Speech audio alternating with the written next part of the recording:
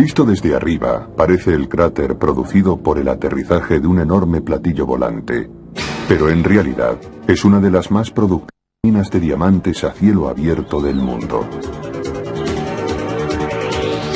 En un remoto lugar de Botswana, en lo más profundo del desierto de Kalahari, funciona a cargo de la empresa de Beers y el gobierno del país la extracción de diamantes de calidad.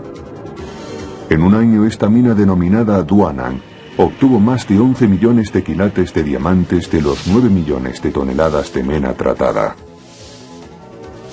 Desde luego la mina de Duamán es una de las más ricas del mundo, si no la más rica de nuestro tiempo.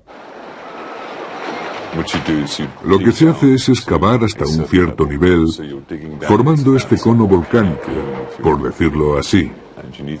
Porque hay que llegar hasta la roca de Kimberlita, que es donde se encuentran los diamantes, y hay que atacar por todos los ángulos. Ahora bien, para que las paredes no se derrumben, lo que hacemos es escalonarlas en una serie de terrazas. Terrazas como las que hemos visto en el Coliseo romano rodean todo el interior de la mina. La extracción se practica tanto en estas bancadas como en el suelo de la mina. En la base el mineral se arranca mediante palas hidráulicas que descargan sobre camiones de hasta 170 toneladas de capacidad. El material de detritus es llevado a unos vertederos mientras que la mena conteniendo diamantes es transportada hasta una trituradora. Según los expertos, por cada diamante extraído se tratan 250 toneladas de roca. Cuando la cantera está agotada, se colocan explosivos para romper la roca, y los mineros pasan a practicar la explotación subterránea. En la roca de fondo adyacente a la tolva donde están los diamantes, los trabajadores cavan una abertura vertical, un pozo. Túneles horizontales conectan el pozo principal con los puntos de labor. Desde allí se perfora en dirección a la mena. La roca entre los túneles es barrenada para destruir el soporte de la mena de la parte superior y que el mineral pueda caer. Ahora los trozos de roca son más pequeños y son llevados desde el túnel hasta el nivel de producción. Aquí se rompe la roca y se transporta a trituradoras subterráneas antes de ser llevada a la superficie. Las cintas transportadoras fueron utilizadas por primera vez en los años 20 para sacar el mineral al exterior. La primera parada es en la planta principal de tratamiento, donde la mena triturada es lavada y cribada. A continuación, el concentrado va a un edificio llamado acuario. Las 3 torres del edificio constan de un piso para la selección, otro para la recuperación de los diamantes y el tercero es una gran planta conteniendo ácido. A partir de este punto la mena es transportada en contenedores sellados. La regla aquí es: lo que no se puede ver, no se puede robar. El principio en que nos hemos basado es la separación de los trabajadores, una separación física, apartando a los hombres del lugar donde hay una elevada concentración de diamantes. Nuestro proceso es de no intervención personal.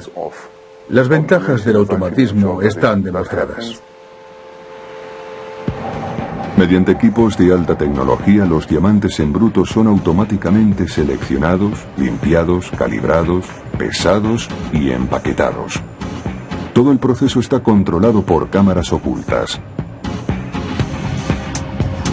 En esta sala de control se sigue la pista del mineral por ordenador y se cuida de la seguridad. Se puede ver qué puertas se han abierto, en qué momento y por cuánto tiempo. Los empleados son fotografiados cada vez que pasan por un área de seguridad. En las zonas de alto riesgo donde alguien podría tragarse un diamante también han de pasar por rayos X.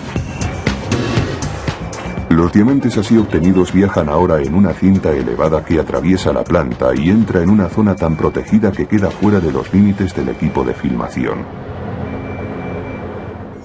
¿Por qué tanta complicación para un elemento que es carbono en su totalidad, igual que el grafito de los lápices?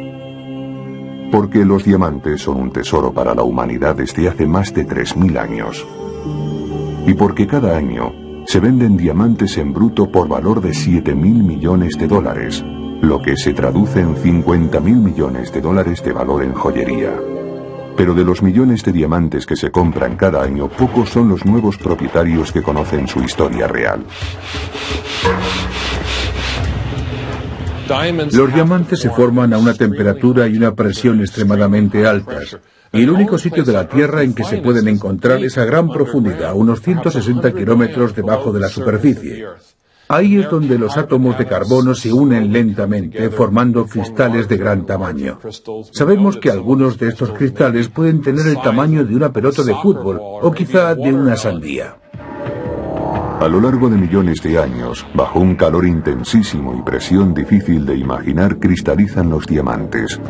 Después emprenden su ascensión a la superficie de la Tierra a través de una chimenea en forma de zanahoria llamada de kimberlita. Las chimeneas de kimberlita contienen otros minerales además de los diamantes. Pequeñas explosiones volcánicas lanzan el torrente hacia la superficie a una velocidad de Mach 1. La famosa chimenea de Kimberley en África del Sur, descubierta a finales de los años 80, tenía un diámetro de 15.000 metros cuadrados y 12.000 metros de profundidad. Nuestro conocimiento sobre los diamantes lo hemos ido adquiriendo poco a poco. En 1772 el químico francés Antoine Lavoisier acabó con el mito de que los diamantes no podían arder.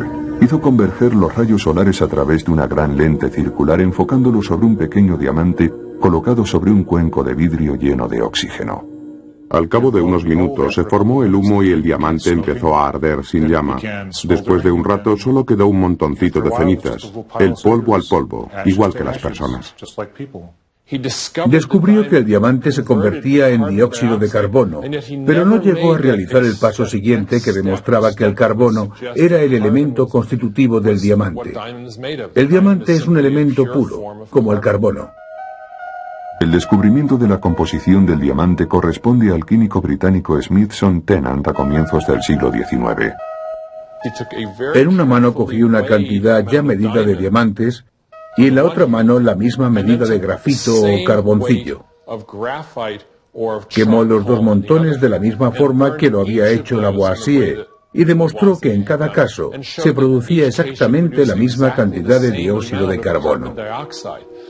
Esto probó, sin lugar a dudas, que tanto el diamante como el negro grafito, el suave material de los lápices, eran químicamente idénticos, a pesar de su apariencia tan diferente.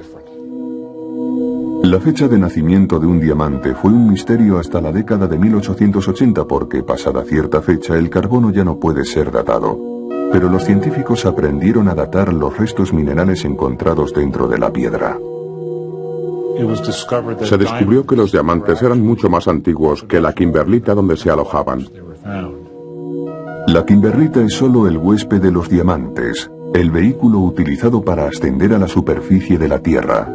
Con 3.300 millones de años, los diamantes son casi tan antiguos como la misma Tierra. En la India, los primeros mineros del diamante en el siglo IV a.C. solo veían algo que brillaba. Los hombres que extraían grava del río Krishna en el sur de la India creían que los diamantes nacían en la arena. Pasada la estación lluviosa, la gente bajaba en tropel a los bancos del río para cribar la arena o el material que fuera en busca de diamantes. Se creía que el diamante en bruto, que tiene el aspecto de un trozo de vidrio sucio, tenía propiedades mágicas. Estas recorrían toda la gama, desde resucitar a animales muertos, decirte si tu pareja cometía adulterio, hacer invisible al que lo llevase, dar ánimos, apagar incendios, cualquier cosa que se pueda uno imaginar.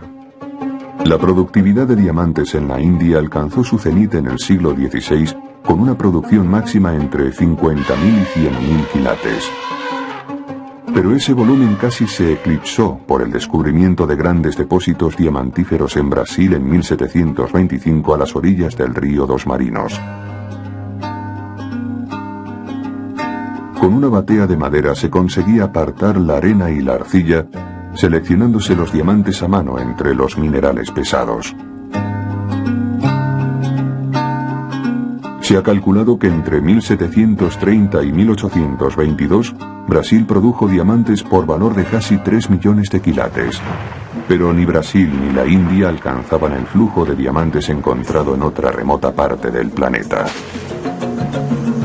La carrera por los diamantes de Sudáfrica. En 1866, la fiebre despertada por los diamantes de Sudáfrica estaba en la portada de todos los periódicos. Comenzó cuando Aramis Jacobs, a sus 15 años, encontró una piedra traslúcida en la granja de su padre en la orilla meridional del río Orange. La piedra era un diamante de 21 quilates. Todo el mundo quería ir a Sudáfrica, pero los transportes no eran buenos en aquel tiempo y tardaban 3 o 4 meses en llegar. En un año, una enfebrecida mezcla de veteranos de la guerra civil, europeos del este y del oeste y canadienses, doblaron el Cabo de Buena Esperanza en busca de diamantes. Los peones negros tenían que hacer el trabajo sucio, aunque también los blancos tenían que bregar. Todo el mundo trabajaba bajo el sol, con las moscas alrededor y en aguas residuales. Los diamantes se lavaban a mano entre las piedras de aluvión del río. Al cabo de un tiempo la gente empezó a desplazarse hacia el campo, lejos de los ríos, con la esperanza de encontrar también allí diamantes. Y los encontraron. En 1869 nació la práctica de la excavación en seco para buscar diamantes. Estas imágenes fueron filmadas en 1917 por Thomas Edison en Kimberley, África del Sur. Cuanta más profundidad se alcanzaba, más claro se veía que los diamantes salían de la tierra, no llegaban allí desde los ríos.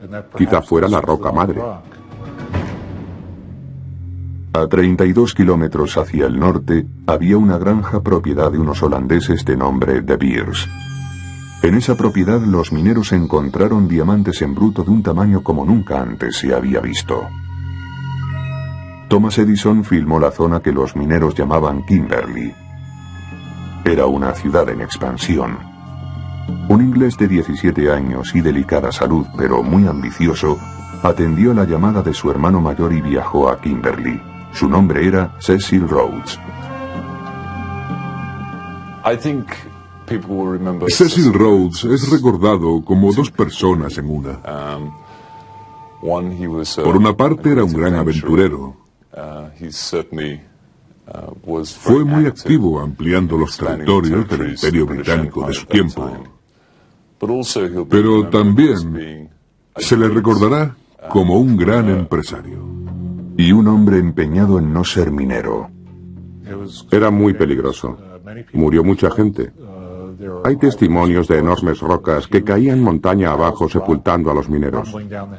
Hubo hombres que cuando bajaron a trabajar a un pozo, encontraron allí los cuerpos sin vida de otros mineros. Eran miles los individuos que trabajaban en la excavación. Había mucho caos. Imagínese usted algo parecido a la fiebre del oro. Aquella era una auténtica ciudad del salvaje oeste. Y para hacerlo aún más peligroso, solo faltaba la dinamita que empezó a usarse en la minería en 1900. El territorio estaba dividido en prospecciones de 10,3 metros cuadrados, separadas entre sí por carreteras. Se dice que fue la mayor excavación manual de la historia de la humanidad, incluyendo Babilonia y Egipto. Esos cientos de metros constituían un laberinto de filones y la amarillenta tierra de Kimberley empezó a colapsarse. La gente se estaba quedando sin agua y Cecil Rhodes se hizo con el único pozo en 1000 kilómetros a la redonda. Gracias al pozo ganó una fortuna. Los frecuentes derrumbamientos atemperaron las esperanzas de una riqueza fácil. Los mineros que se marchaban vendían sus concesiones a Cecil Rhodes. En medio de ese caos, Cecil Rhodes vio que la mejor manera de llevar adelante la industria del diamante, evitando su destrucción allí y entonces, era crear una asociación de todos los productores. A la edad de 27 años, Rhodes era el mayor propietario minero de Kimberley. Cuando los hermanos De Beers vendieron su granja por apenas 6.000 libras, dejaron atrás solo su nombre. Cecil Rhodes se apropió del nombre De Beers para exprimir a su auténtico y único competidor, Barney Barnato. La estrategia de cada uno de ellos era totalmente diferente, porque Barnato poseía más dinero que Rhodes en aquel momento. Rhodes presionó para asociarse con Barnato, a lo que siguió una batalla financiera y al final quien ganó fue Rhodes. Fusionó los holdings de ambos en la De Beers Consolidated Diamond Mining. Con la posterior compra de la famosa Deutsche Bahn and Bulfontein Diamond Pipe Mines, Rhodes controlaba a principios de siglo más del 95% de los diamantes del mundo. Para asegurar el valor presente y futuro de los diamantes, Cecil Rhodes inició un movimiento hacia el control centralizado de su producción y puesta en venta, un movimiento sin precedentes en la economía mundial. Basaba el volumen de diamantes puestos en el mercado en el número de enlaces matrimoniales que se celebraban cada año en Estados Unidos, porque los anillos de compromiso eran el grueso del mercado. La distribución de sus diamantes iría a través de un único canal. El nacimiento de lo que conocemos como canal individual se produjo en 1890, un par de años después de la fundación de la De Beers Consolidated. Un grupo de tratantes en diamantes, con base aquí en Haddon Garden, se unió para crear el London Diamond Syndicate. Y este sindicato se hizo cargo de la producción de las minas de Beers y su comercialización por todo el mundo. El escenario estaba preparado, listo para recoger la cosecha del plan de Cecil Rhodes. Ernest Oppenheimer fue a Londres a trabajar con su tío en una empresa llamada Duncan Spuller. En 1902, poco después de la muerte de Cecil Rhodes, se trasladó a Kimberley y empezó a comprar diamantes de la empresa De Beers para venderlos a través de la sociedad de su tío. En Kimberley, Oppenheimer vio la erosión gradual de la industria del diamante.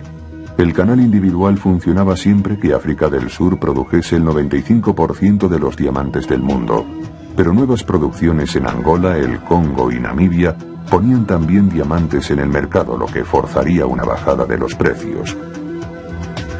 Con el respaldo del financiero J.P. Morgan, Oppenheimer fundó la Anglo American Corporation para la explotación de un campo de oro en Witwatersrand, África Oriental. Entretanto, el inicio de la Primera Guerra Mundial provocó un descenso en la industria del diamante.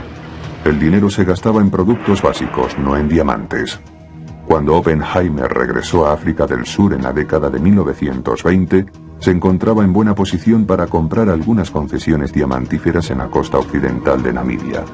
Más tarde ingresó con esa mina como capital social en De Beers, haciéndose con el control de la empresa. En 1926 fue nombrado director de De Beers y en 1929 era ya el presidente.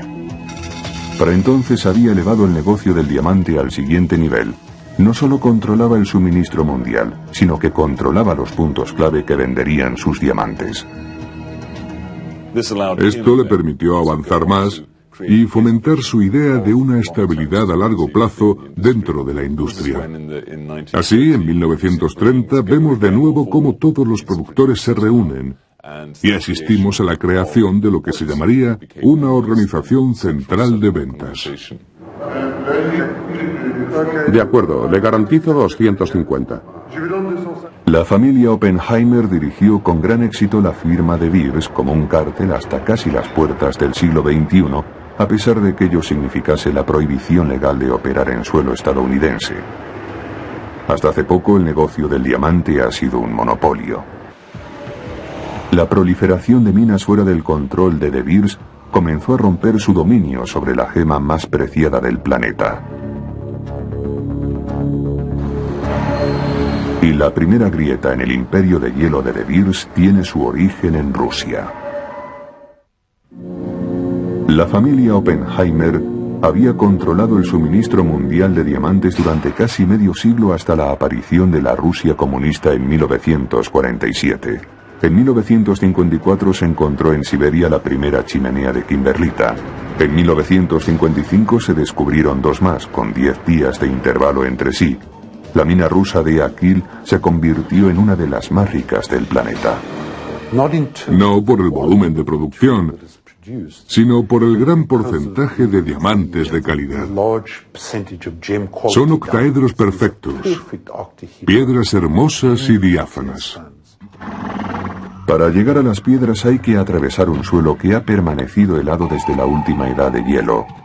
Desde hace 1.600.000 años, hasta hace 10.000 años. En estas condiciones árticas tan extremas, un día de primavera significa 30 grados bajo cero. En estas tierras, la minería supone un modus operandi totalmente nuevo y un reto a la ingeniería. Y la razón es que una vez abierto el permafrost y cuando, por ejemplo, las casas construidas sobre él aportaron calor al ambiente, el suelo y los cimientos corrían el riesgo de ceder peligrosamente. Se trataba pues de mantener el suelo permanentemente helado para que no se hundieran los cimientos de las construcciones levantadas sobre el permafrost. Al llegar al nivel de las minas, el reto fue gigantesco. Envolvieron los pilotes en un material confeccionado a base de agua caliente y con un coste enorme los mantenían siempre a la misma temperatura. Había solo dos alternativas, o mantenerlos calientes o fríos, pero sin variaciones térmicas.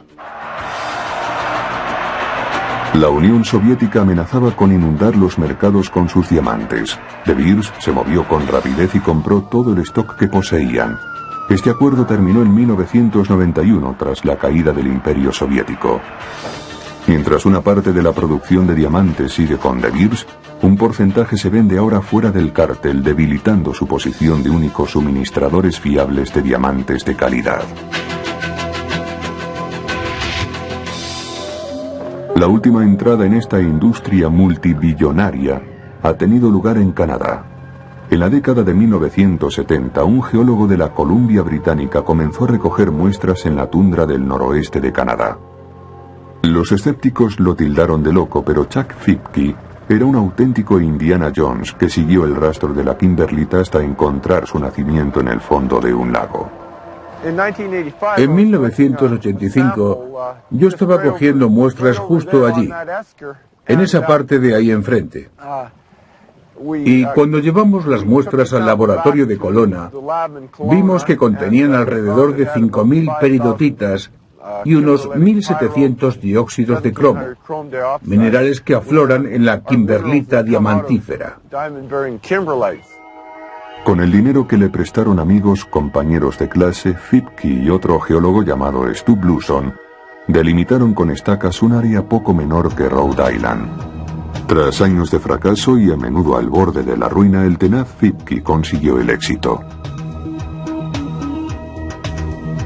Ahora asociado con BHP Minerals, una enorme empresa minera, la mina canadiense denominada Acatai produce cerca del 4% de los diamantes del planeta por su peso y el 5% por su valor. Las chimeneas están en el fondo de los lagos y para prepararlos para la extracción se vaciaron de peces y se drenaron. Básicamente se excavó un gran agujero, un agujero que tiene que ser mayor que la chimenea, como es lógico, porque hay que construir también una carretera de acceso.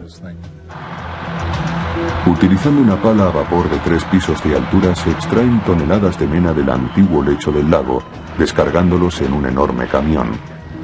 Cerca de la planta la mena pasa por una serie de cribas y rodillos y otros equipos que la desmenuzan. Por supuesto no hay que hacer un triturado fino para evitar deshacer los diamantes. En la etapa final, el material diamantífero pasa por un aparato cuyos rayos X descubren la partícula más pequeña que pasa por la cinta transportadora. Los diamantes son fluorescentes, pero no son los únicos en pasar por rayos X. También las personas deben pasar por los rayos X. Y las botas que llevan puestas te colocan tras un aparato que te mira todo el cuerpo para comprobar que no llevas diamantes encima. Los primeros inversores de Fipke y Bluson son ahora millonarios y entre los dos geólogos tienen un patrimonio de $1 billón. Siguen llevando los mismos zapatos y pantalones gastados. Parece que nada les afecta.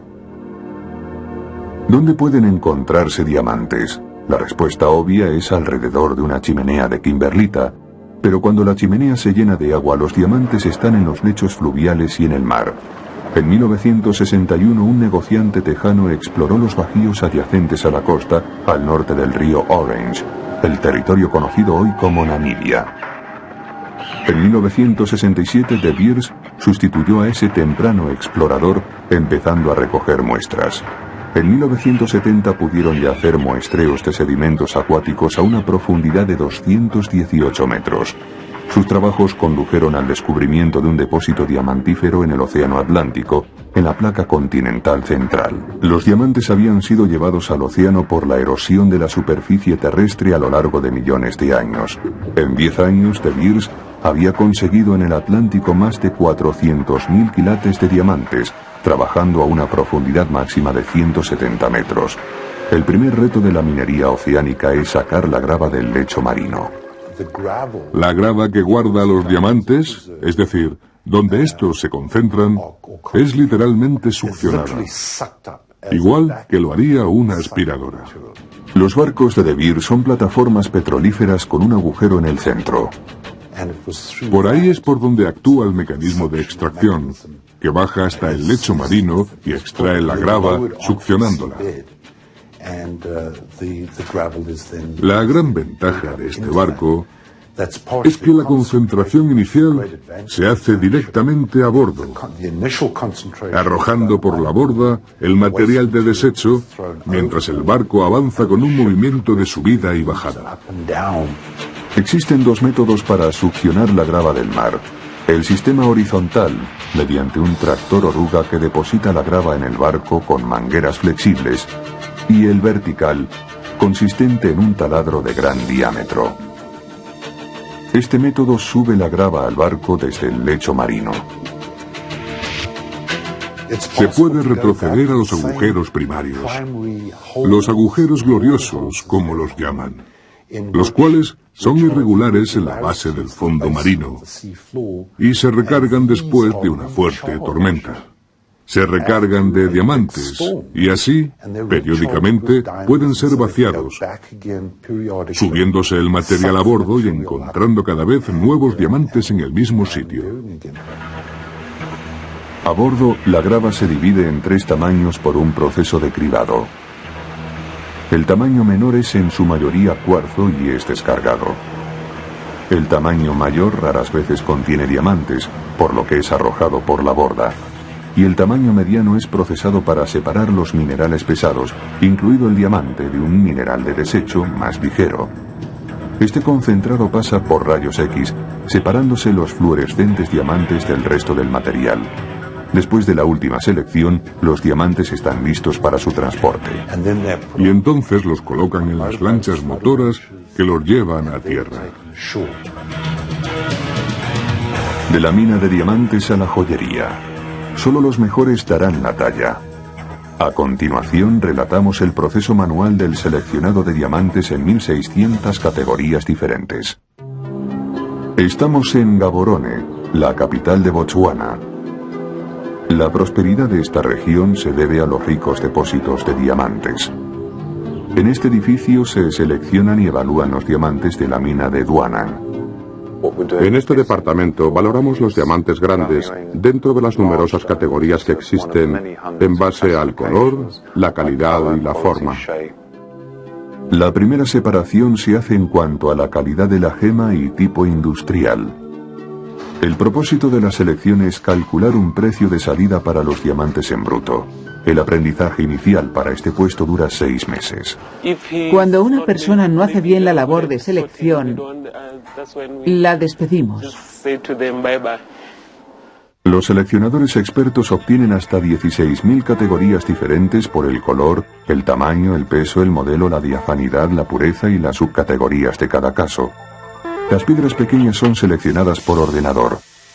Los seleccionadores se enfrentaban a la llamada carrera del diamante de minas, que incluía todas las clasificaciones. Ahora contamos con máquinas que nos ayudan a seleccionar alrededor del 60%. Los diamantes que pasan por esta sala representan el 70% del Producto Interior Bruto de Botswana, nada menos que $4.000 millones. Un enorme beneficio en dólares para Botswana y su economía. De hecho, los diamantes han transformado la economía durante los últimos 20 años. Una vez seleccionados, De Beers ofrece a la venta en Londres los diamantes en bruto 10 veces al año. A estos eventos se invita a la élite, 125 joyeros especializados en diamantes. Vamos a Londres y nos enseñan el tipo de mercancía que estamos acostumbrados a transformar. Podemos manipularla y la distribución es la adecuada, porque nos preparan un puesto de trabajo conveniente a nuestra actuación. Estos joyeros confeccionan algunas de las piezas más exquisitas del mercado. Son años y años reuniendo y almacenando brillantes y llevando un inventario hasta que realmente se tienen las piedras necesarias, porque lo que sucede es que tienen que poderse emparejar entre sí. Para reunir las piezas de este fantástico collar de brillantes amarillos se tardaron 3 años. Su color se debe a restos de nitrógeno. El color aumenta el valor de la piedra. El precio al por mayor es de $1,2 millones y de venta de $2,4 millones. Los clientes son principalmente miembros de la realeza, millonarios árabes o de países emergentes, donde han aparecido personas con elevada capacidad adquisitiva. Las piedras se emparejan por color, nitidez y forma. Esta pieza del centro, que aquí es una tiara, podría también utilizarse para collar. Las piedras tienen forma de pera o redonda, unas más grandes y otras más pequeñas, amarillas y blancas. La mayoría de las piedras de esta tiara son de clase D, perfectas. Estas son de firma. Son como cuadros. Sí, para nosotros son piezas de firma, la gente las reconoce. Hay muy pocas empresas en el mundo que puedan ensamblar algo como esto. La metamorfosis del diamante en bruto a una gema comienza en las expertas manos del especialista. Cada diamante se talla para maximizar el peso de la piedra y librarla de imperfecciones. Los más pequeños, de menor valor, se cortan a menudo con láser. Si vemos algo dentro de la piedra que después no quedaría bien en la piedra principal, lo indicado es cortarla y hacer 2 piedras de una. Siempre hay que tratar de conseguir la piedra más grande posible. La mejor. Dejamos a la piedra que nos cuente lo que ella quiere que hagamos en su interior. Los talladores de diamantes necesitan hacer un aprendizaje de 5 años. Harvey Lieberman lo hizo con su padre. Voy a coger esta piedra en bruto, que tiene aproximadamente 8 quilates, y hasta ahora no se ha hecho nada con ella. Lo primero que voy a hacer es labrar una faceta inicial allí donde creo que tiene la mayor superficie, en la parte de arriba, llamada tabla. La fijo con cemento. Así. Donde está el grano de la piedra. Y la pongo en la rueda. La primera patente de una rueda para diamantes data de 1898. La rueda actual es igual que aquella. Para labrar una faceta se requiere algo tan duro como el propio diamante. Los maestros utilizan polvo diamantino. Esto es polvo diamantino suelto. Se puede aplicar con algo de pegamento o aceite de linaza y trabajarlo con otro diamante. Así, una parte de la rueda corta la faceta.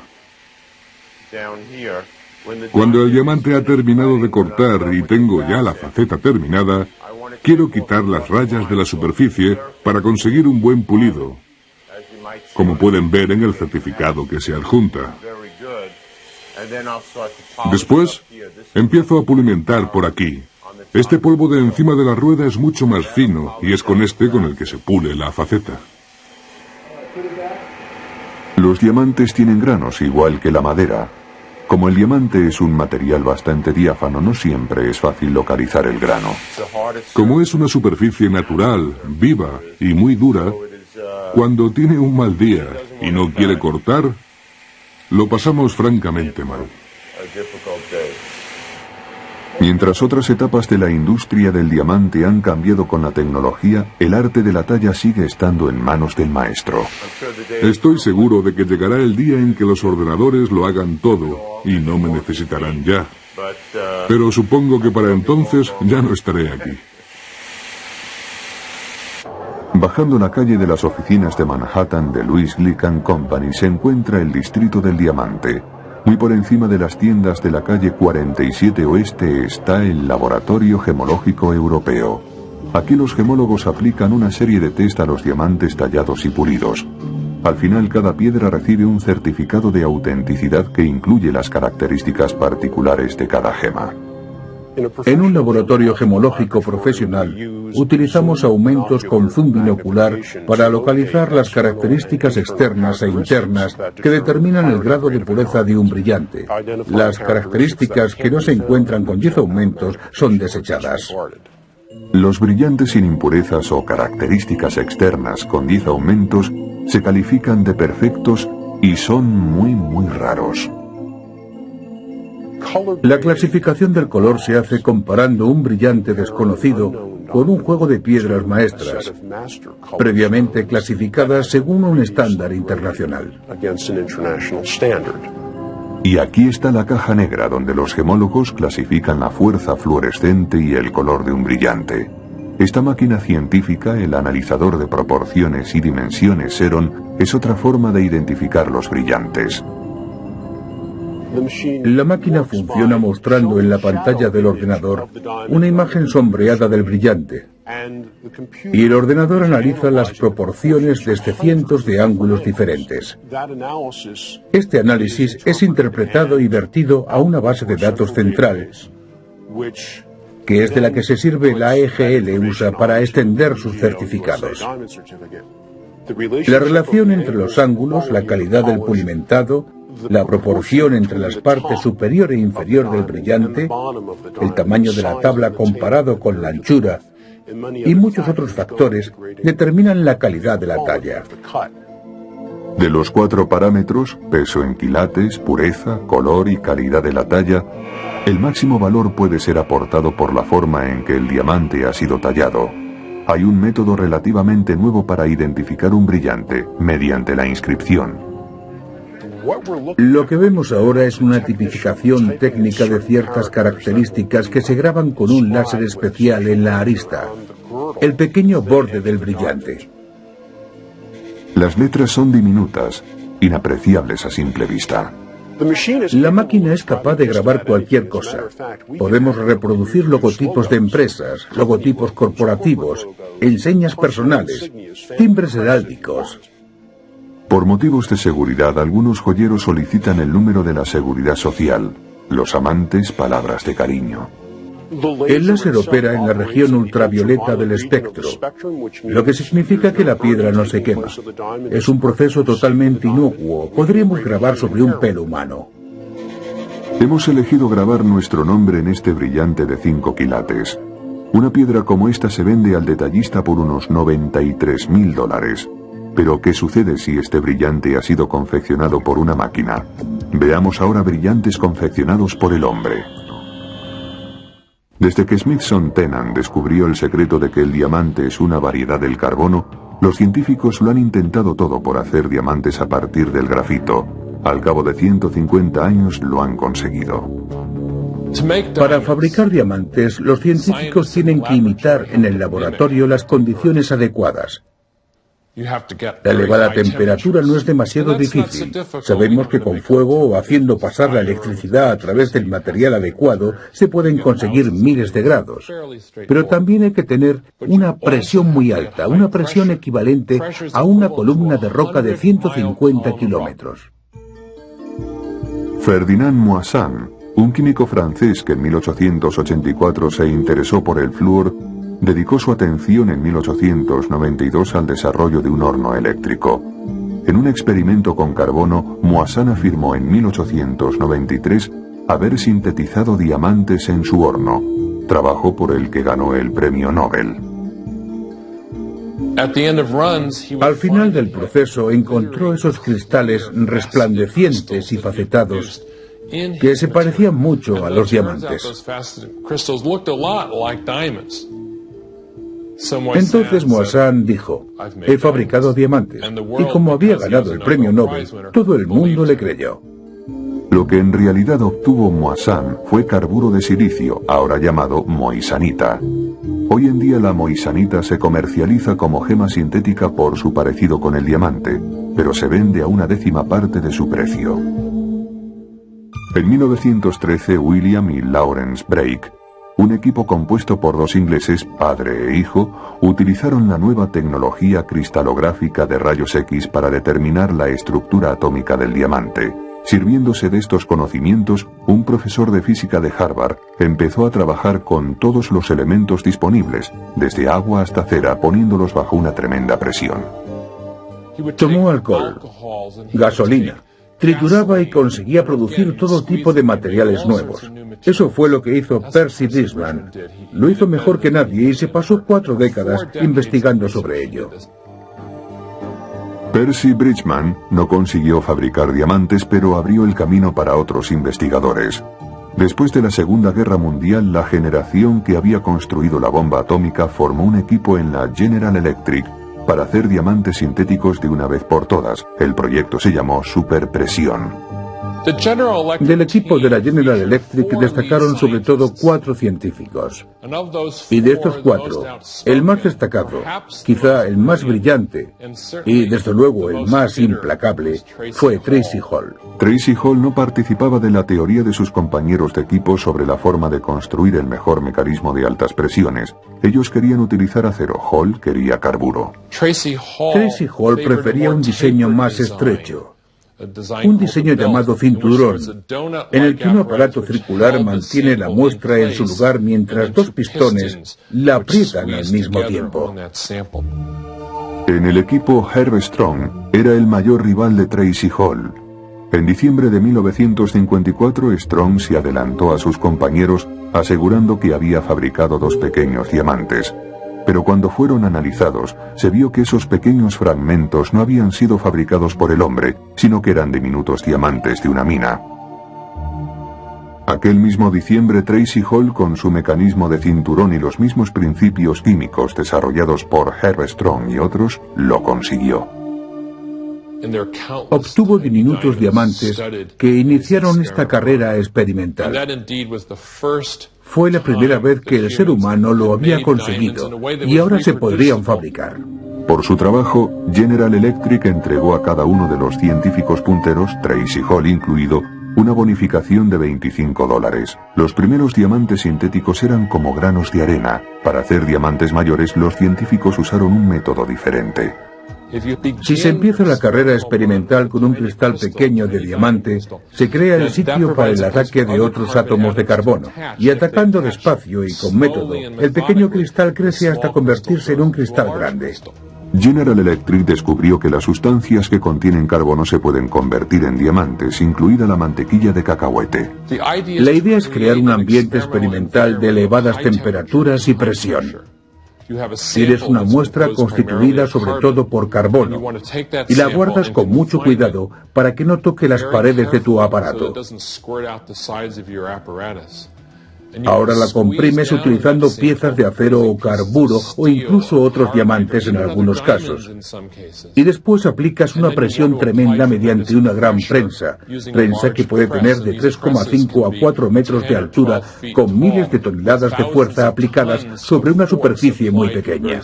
El último paso es conectar el fluido eléctrico para que la corriente pase a través de la muestra. Así, ésta se calienta a una temperatura extremadamente alta mientras está bajo presión. La corriente eléctrica pasa por 2 de los ánodos opuestos y por la muestra. En pocos minutos, la presión y la temperatura operan el milagro. Con un martillo se golpea el cubo, ahora más pequeño y de color gris por el calor. Este diamante negro se puede utilizar para un taladro destinado a romper rocas macizas. Al principio, todos los diamantes sintéticos se destinaban a la industria, pero ahora las gemas de calidad producidas por el hombre en el laboratorio se fabrican para la venta. Un diamante sintético de 1 quilate se vende por $600. Un diamante similar de una mina cuesta $5.500. ¿Qué otras sorpresas nos reservan los diamantes? El doctor Roy Lewis, científico de la Universidad de Chicago, retirado y dedicado a la medición del gas noble xenón en meteoritos, se ha topado con diamantes en el patio trasero. Los meteoritos que encontramos son tan antiguos como la Tierra, pero los diamantes vinieron de las estrellas antes de que se formara nuestro sistema solar, así que son más antiguos que la Tierra. Estos diamantes tendrán algún valor. Si me dieran 1 céntimo por cada uno, pagaría la deuda nacional. Luis guarda sus granos de diamantes presolares en un frasco. Dice que tiene 50 cuatrillones, es decir, un 5 seguido de 16 ceros. Estos diamantes que tengo aquí se han formado en las atmósferas estelares. La temperatura es muy elevada, pero la presión es realmente baja. Son átomos de carbono, igual que los diamantes de la Tierra. Y están ordenados de la misma forma unos respecto a otros. Los llamados nanodiamantes son tan diminutos que es imposible medirlos individualmente. Todos los diamantes se encuentran en la materia de color gris oscuro que está entre cada pieza individual que podemos ver aquí. Pero si arrojas esto a un gran cubo de ácido clorhídrico, la mayor parte se disuelve. Clasificando por tamaño se termina teniendo diamantes. Esta fotografía de diamantes agregados parece un mar de aguas negras. Cada mota negra es un diamante. Y probablemente son diamantes derramados. Así los llamamos, porque son muchísimos y muy pequeños. Seguro que estoy contaminado de estos diamantes. Bueno, ese es un estado del que pocos se quejarían. No debe extrañarnos el precio que alcanzan, en vista del largo recorrido que han tenido que hacer. Expulsados del interior de la Tierra, cribados entre la arena o succionados del lecho oceánico. Estas piedras son seleccionadas y talladas, esmeriladas y pulidas, hasta la perfección. Son a la vez una herramienta industrial indispensable y la más deseada de las joyas. Nunca dejarán de fascinarnos. Los diamantes.